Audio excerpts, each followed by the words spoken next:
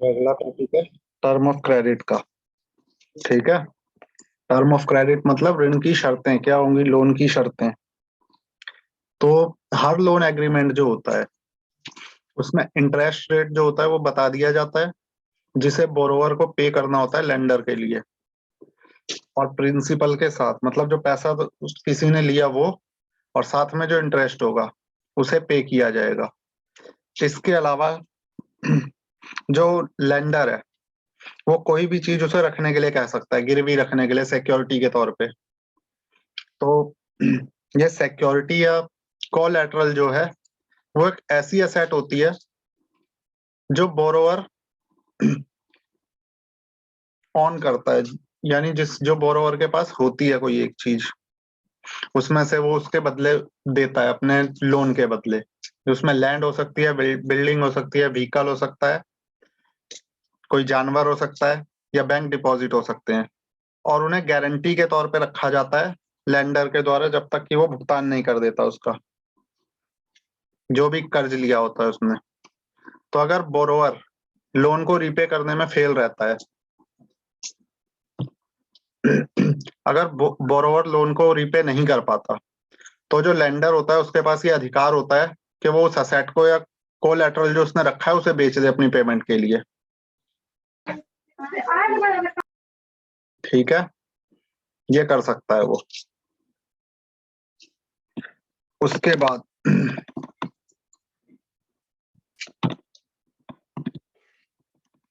अब जैसे यहाँ एक होम लोन का एग्जांपल दिया है कि मेघा जो है वो एक लोन लेती है 5 लाख का बैंक से एक हाउस खरीदने के लिए। उसका एनुअल इंटरेस्ट रेट होता है 12%, और लोन जो होता है वो रिपेड करना होता है 10 ईयर में मंथली इंस्टॉलमेंट में। तो मेघा बैंक में डॉक्यूमेंट सबमिट कर देती है अपनी एम्प्लॉयमेंट रिकॉर्ड के और सैलरी के, ताकि जिसपे बैंक उसको एग्री हो जाता है लोन देने के लिए। तो बैंक जो है वो रिटेन करता है पेपर को भी, नए घर के पेपर जो होते हैं उन्हें भी अपने पास रखता है, उन्हें भी अपने पास रख लेता है, ताकि और वो तभी लौटाए जाएंगे मेघा को जब वो पूरा अमाउंट इंटरेस्ट के साथ पे कर देगी। ठीक है। तो इंटरेस्ट रेट, कोलैटरल और डॉक्यूमेंटेशन जो है, ये तीनों चीजें चाहिए होती हैं लोन के लिए। उसके अलावा मोड ऑफ रीपेमेंट का भी ढूंढा जाता है, और इन सारी चीजों को मिला के कहा जाता है टर्म्स ऑफ क्रेडिट, जिसमें इंटरेस्ट रेट शामिल होता है, जिसमें कोलैटरल या जो गिरवी रखी चीज है वो है, डॉक्यूमेंटेशन है सारे। उन सबको मिला के हम कहेंगे टर्म ऑफ क्रेडिट, यानी ऋण की शर्तें। इन टर्म्स के बिना लोन नहीं दिया जाएगा। ठीक है।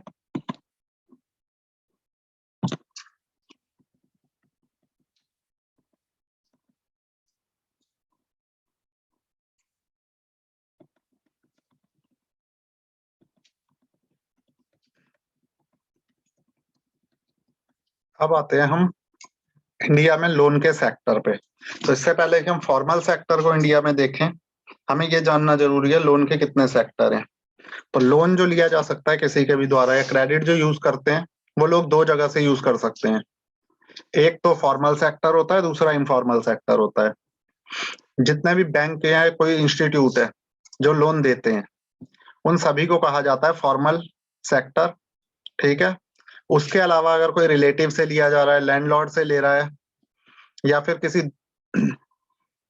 और किसी भी आदमी से ले रहा है, आसपास के व्यक्ति से, उस लोन को कहा जाएगा इनफॉर्मल सेक्टर का लोन। ठीक है।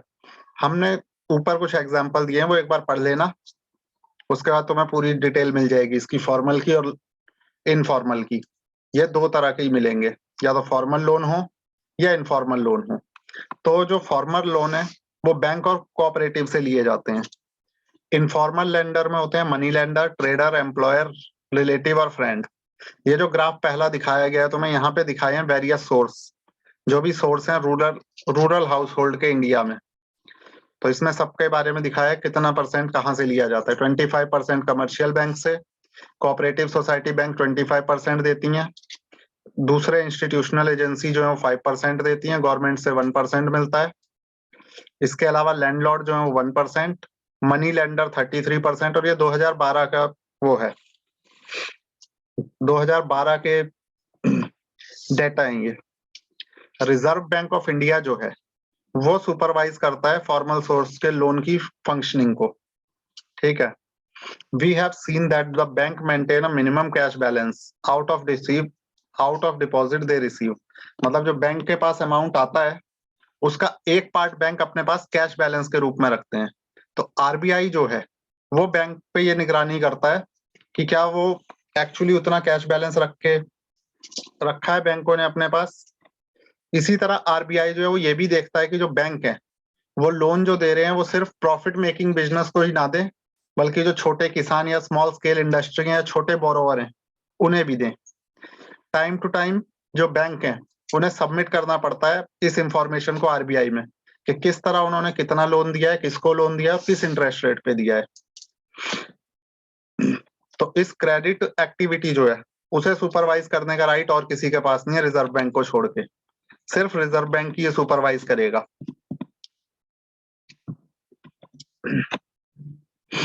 तो अगर हम कंपेयर करें फॉर्मल लेंडर को इनफॉर्मल लेंडर से, जिसमें जो इनफॉर्मल लेंडर होते हैं वो हायर इंटरेस्ट रेट लेते हैं लोन पे, तो ये जो कॉस्ट है बोरोवर की इनफॉर्मल लोन की वो हाई होती है। इसे अभी हम समझते हैं एक एग्जांपल से।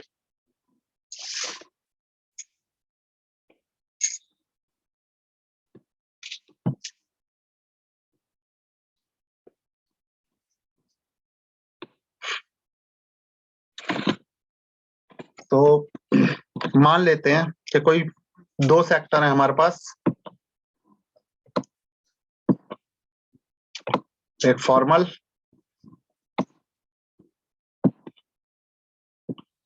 और एक इनफॉर्मल, ठीक है।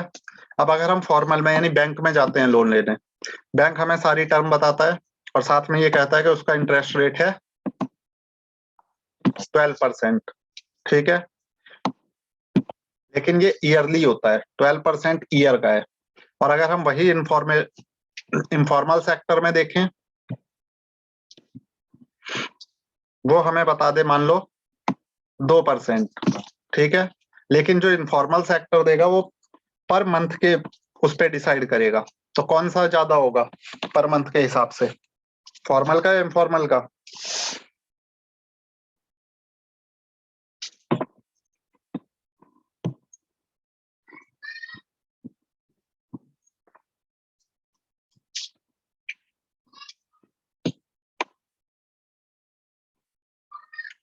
पता लगा किसी को कि किसका ज्यादा होना चाहिए, किसको हमें ज्यादा चुकाना पड़ेगा?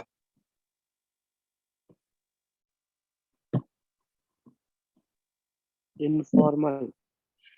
क्योंकि वो पर मंथ के हिसाब से ईयरली कितना बन गया 2% का।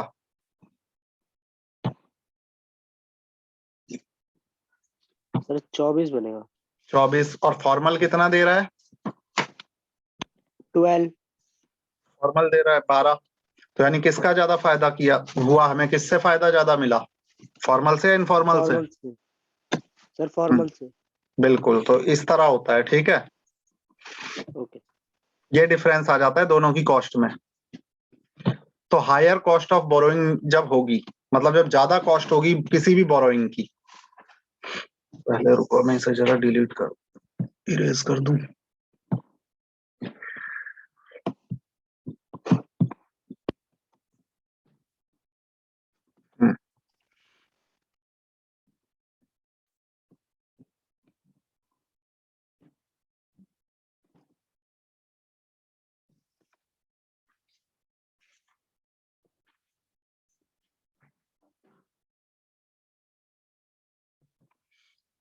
जो हायर कॉस्ट ऑफ बोरोइंग का मतलब होगा कि बड़ा पार्ट जो है अर्निंग का वो रीपे करने में चला जाएगा लोन को।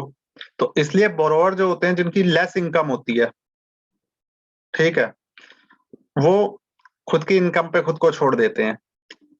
कुछ केसेस में क्या होता है कि हायर इंटरेस्ट रेट जो होगा बोरोइंग का, उसका मतलब होगा कि जो अमाउंट पेड करना है वो कई बार इनकम से भी ज्यादा हो जाएगा, जितना उसे उससे अर्निंग होगी उससे भी ज्यादा, ठीक है। तो इसकी वजह से जो डेप्ट है वो बढ़ता जाएगा, डेप्ट धीरे धीरे। और कोई भी आदमी जो है वो डेप्ट ट्रैप में फंस जाता है, ऋण जाल में फंस जाता है। और गांव में जो मेन वजह होती है वो यही होती है, ग्रामीण इलाकों में।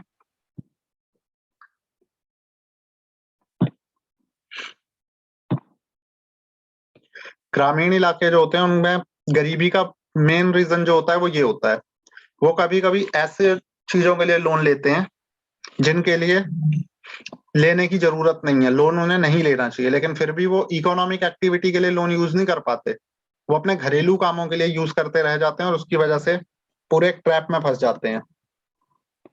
ठीक है।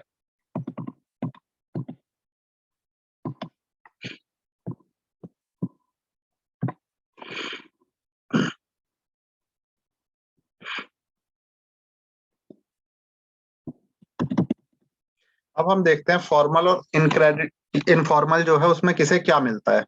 ग्राफ 2 जो है, ये जो तुम नीचे देख रहे हो ग्राफ, दिख रहा है graph 2? Yes sir. Yes sir. तो इस ग्राफ में जो तुम्हें दिया है वो दिए हैं कि किस तरह से वो डिवाइड होता है लोन, फॉर्मल और इनफॉर्मल का। तो जो ब्लू सेक्टर है वो दिखा रहा है इनफॉर्मल सेक्टर को। तो जो पुअर हाउस होल्ड होते हैं, जो गरीब लोग होते हैं, वो 85% इनफॉर्मल सेक्टर से ही लोन लेते हैं और 15% फॉर्मल से। ठीक है। जो हाउस होल्ड होते हैं जिनके पास कुछ असेट है वो 53% लेते हैं इनफॉर्मल से और 47 फॉर्मल से। इसी तरह जो वेल हाउस होल्ड है, जो अच्छी तरह रह रहे हैं, जिनकी इनकम वगैरह अच्छी है, वो ज्यादातर फॉर्मल सेक्टर से 72% फॉर्मल सेक्टर से यूज करते हैं। और जो रिच हैं, जो बहुत ज्यादा अमीर है, वो 90%। तो तुम यहाँ डिफरेंस देख सकते हो कि क्यों वो लोग ज्यादा गरीबी में पाए जाते हैं। ठीक है। क्योंकि जो पुअर हाउस होल्ड है वो ज्यादा लोन किससे ले रहे हैं? सर असेस्ट मतलब क्या होता है? असेट, ये सर असेस्ट लिखा है ना इस सेकंड वाले एक में। संपत्ति, कोई भी संपत्ति है उसे असेट कहा जाता है। जैसे ओके तुम होम लोन ले रहे हो अच्छा सर। तो तुम्हारा जो घर है वो एक असेट है। ठीक है। यस ऐसी कोई भी चीज जो फ्यूचर में इनकम देने के लिए काम आए, किसी भी तरह की इनकम हो सकती है वो। ठीक है।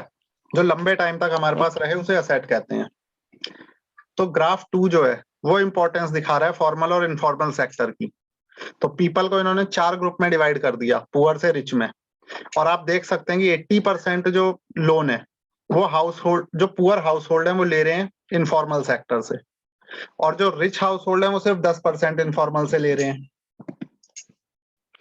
तो इससे क्या सजेस्ट कर रहे हैं, पहले जो इनफॉर्मल सेक्टर है वो सिर्फ हाफ है टोटल क्रेडिट नीड का रूरल पीपल की, आधा होता है, और बाकी क्रेडिट नीड जो है उनकी वो पूरी होती है इनफॉर्मल सोर्स से। ज्यादातर लोन जो है इनफॉर्मल लेंडर जो होते हैं वो बहुत हाई रेट लेते हैं इंटरेस्ट का, जिससे उनकी इनकम जो है किसी की भी उधार लेने वाले की बहुत कम बढ़ती है।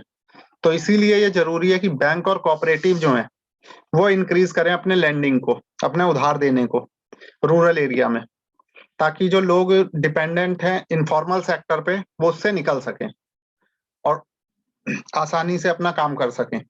दूसरा, फॉर्मल सेक्टर लोन जो है उन्हें एक्सपेंड करने की भी जरूरत है, ताकि हर किसी को आसानी से लोन मिल सके।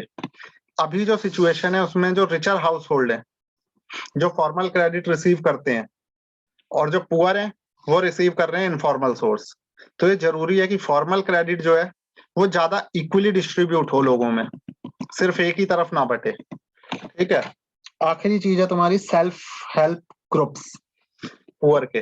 प्रीवियस सेक्शन में हमने देखा पुअर हाउस होल्ड जो है वो डिपेंड करते हैं इनफॉर्मल सेक्टर पे क्रेडिट के। बैंक जो है वो हर जगह प्रेजेंट नहीं है रूरल इंडिया में, अगर वो प्रेजेंट है भी तो उनसे लोन लेना बैंक से एक मुश्किल काम होता है, ये तुम भी जानते हो। तो कई लोग जो हैं कई तरह के डॉक्यूमेंट की जरूरत पड़ती है उन्हें, और उसके अलावा कोलैटरल की भी। तो जब कोलैटरल ना हो तब क्या करें? तो ये एक बड़ी समस्या होती है किसी भी गरीब व्यक्ति के लिए, कि अगर कोलैटरल उनके पास असेट नहीं है कोई जिसके बेस पे वो लोन ले सकें, तो उन्हें लोन नहीं मिलेगा। तो इसीलिए एक नई चीज तैयार की गई पिछले कुछ वर्षों में, जिसे कहते हैं सेल्फ हेल्प ग्रुप। ठीक है, खुद की हेल्प करने वाले ग्रुप, स्वयं सहायता समूह। एक जो SHG होता है यानी सेल्फ हेल्प ग्रुप होता है, उसमें 15 से 20 मेंबर होते हैं जो आसपास के ही लोग होते हैं, जो आपस में मिलते हैं और सेव करते हैं रेगुलर। सेविंग जो है वो हर आदमी की 25 रुपए से 100 रुपए ज्यादा हो सकते हैं, उनकी एबिलिटी पे डिपेंड। हर मेंबर जो होता है वो वहां से लोन ले सकता है, छोटे छोटे लोन अपने लिए, और ग्रुप जो है वो बहुत कम इंटरेस्ट रेट लेता है। इसलिए 1 ईयर या 2 ईयर में ग्रुप जो है उनकी रेगुलर सेविंग की वजह से